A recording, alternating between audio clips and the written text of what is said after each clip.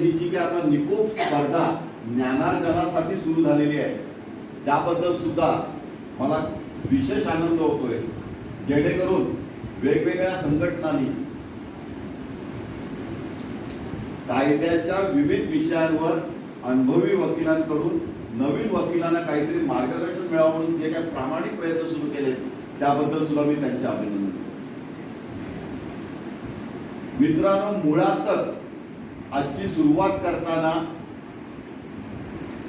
या तीनही कायद्यांचा कोणताही पाऊल तुमच्यापैकी कोणीही करू नका अशी विनंती मी करतो.